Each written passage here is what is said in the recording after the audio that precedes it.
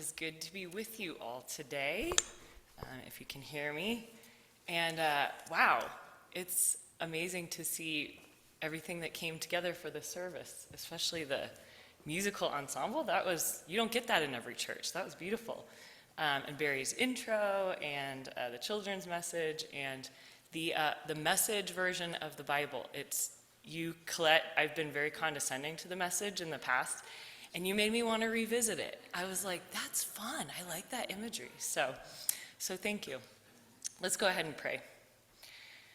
May the words of my mouth and the meditations of all of our hearts be pleasing to you, O God. Amen. So in 1882, a man named J.G. Crickbaum patented a new type of coffin. It was called a device for life in buried persons. It was a safety coffin. The goal of the safety coffin was to prevent seemingly dead people who weren't actually dead from accidentally being buried alive. The coffin had this movable periscope-like pipe which spanned from inside the coffin to poke out above ground. So this periscope not only would provide air for someone in the coffin, but it could also be rotated or pushed, indicating to a passerby that someone was indeed alive under their feet. The patent text refers to other devices of this type. So it seems that this inventor was not the only one in the 1880s concerned about being buried alive. Our lectionary passage today is the baptism of Jesus, and I'm putting that in conversation with a couple other passages that can shed light on these themes of baptism and symbolic and actual death and resurrection. Colossians says that, in my interpretation, that's inferior, says that we were buried with him through baptism into death, in order that just as Christ was raised from the dead through the glory of the Father, so we too may live a new life. So we are a people called to emulate Jesus' death and resurrection. Now, humans understandably have a natural aversion to death, as we see with safety coffins. And even though you all have been hearing a sermon series about how darkness can be a good thing, that's not the default in our culture, right? So I want to talk this morning about what does it mean to be called into the dark chaos of death, and then to practice with Jesus what may be even more terrifying, the physical, spiritual, and political act of resurrection. So let's start with being buried. So being buried in the darkness is necessary in a lot of cases, right? It's necessary for a seed to grow in the ground. It's necessary for a baby to grow in their mama's body. Genesis tells us the world was created out of darkness and that a dark, watery chaos existed before God spoke light into it. And it's necessary in Jesus' own spiritual journey as well. The early church wrote icons of Jesus' baptism, and they picture him going down into the dark water with river gods and monsters of the old world swimming with Jesus in the depths of the water. Those sorts of images show us that Jesus restores humanity, not by staying far above us in the clouds, but he restores us from within, coming down into the chaos of the human world, engaging with pain and suffering and evil, not avoiding it.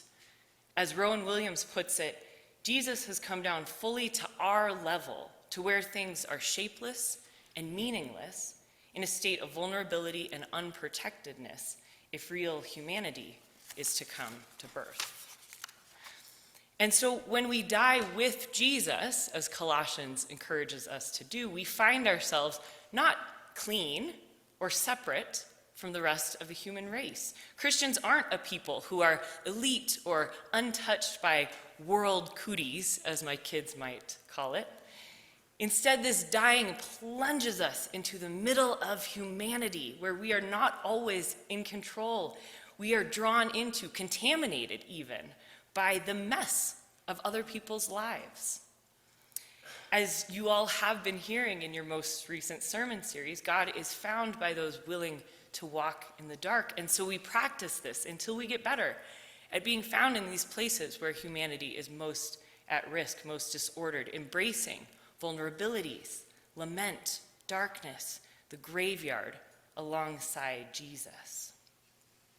But as hard as this death is, it's something we can wrap our minds around somehow. Death is what it is, right?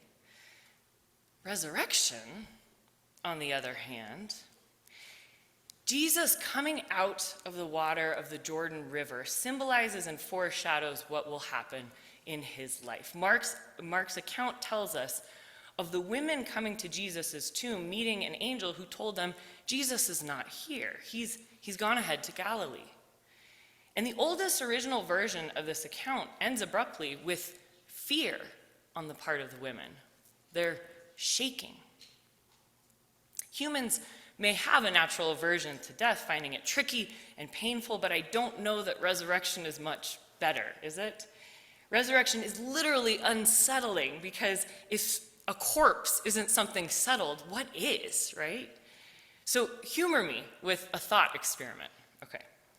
So think about your reaction if, let's say today, you knew someone, you accompanied someone as they were unfairly, via the death penalty, executed by the state, right? You saw it with your own eyes. You might feel a lot of feelings from that, right? Distraught, angry, afraid. Okay, then think, how would you feel if you then ran into that person next week at the grocery store? I don't know about you, but I'd be terrified, right? What's wrong with me? I'm seeing things. Or what's wrong with the lethal injection system? Or most disconcerting, what's wrong with the laws of the universe that death may no longer be final, right? This person is alive and walking free. As Barbara Brown Taylor points out, the women at Jesus' grave were scared, for as wrecked as they were by death, they knew how to behave in the face of death. You have a viewing of the body, you place it in the tomb, you place a rock in front of it big enough that robbers are deterred. You go back with your friends and family and you cry and you eat casserole. You wrap your mind around the finality of death and you go back to your life, diminished as it is, without your loved one.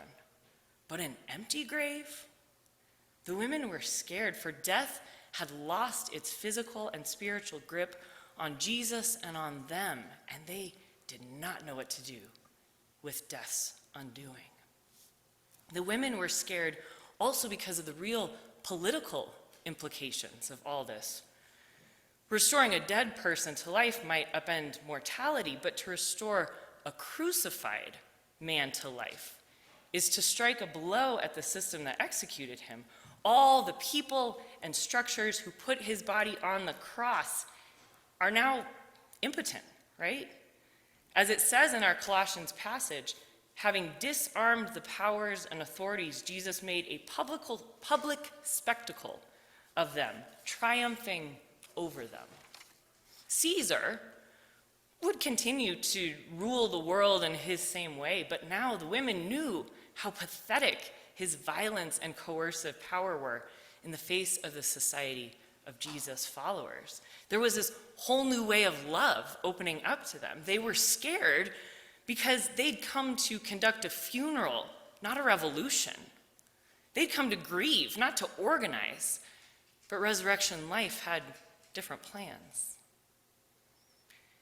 We too may be tempted to give up on the scariness of new post-baptism, post-resurrection life, to think there's no hope. I don't know how you voted or how you felt after Election Day in November, so I'll just speak for myself. I felt many feelings, but hope was not one that was easy to come by for me. My soul metabolized the news very similarly to as if somebody close to me had died. It immediately affected my body physically and emotionally, and I've been grieving. And at the same time, glimpses of heaven, of life, of resurrection, of shalom in the midst of this violent, despairing world, witnessing to them, being part of them. That's what it's all about, isn't it? When you all at Glennon Heights, when you welcome refugee families from around the world, supporting folks new to the U.S. to find housing and furniture and legal advice, that's what it's about.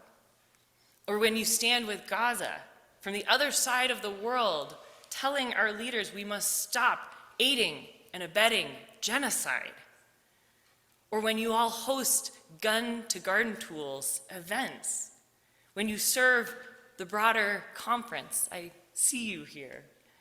Or when you celebrate Christmas, Emmanuel, God with us, with church traditions and beautiful music and singing and prayer and joy, your collective acts are filled with resurrection. Resurrection life can take a million other forms, right? The drug addict who gets clean, the atheist who changes her mind about God, the immigrant or refugee who find welcome, the institution that adopts more humane policies. Now, resurrection may seem easy, but I'm going to give you a warning. There's no such thing as cheap resurrection. The process of resurrection usually takes time, it's complicated, it may cost us everything. It requires looking evil or death straight in the eye, not being in denial about their reality. In fact, glossing over the pain, whether it's our own grief, the harm we've caused someone else, or the injustices of this world, will not lead to new life. Real resurrection must start with real death. And this whole process of resurrection humbles us. It brings us to our knees in admitting and accepting that something's wrong before we can be lifted up, right? And that's scary. That's scary as hell. The writer of the book of Mark didn't know exactly what types of fears we would have 2,000 years later, but he knew we'd have some. By ending his gospel so abruptly with the women trembling, it gives us the freedom to finish the thought. What will we do with our fears? What will we make of this resurrection? How will we practice it ourselves? Because of course we need practice, right? Death may be knocked down, but it's not out of the ring yet. Caesar's empire may technically be a thing of the past, but his successors are doing just fine in our day and age. That's why we need each other in community, right? As hard as it is sometimes, we can remind each other that hope is not dead. It's not over yet. God's society, community, kingdom is alive on earth and beyond. I'm going to read an Anne Lamott quote from her book about hope. She says, "Life is way wilder than I am comfortable with, more deserving of awe, and I would add more benevolent, well-meaning.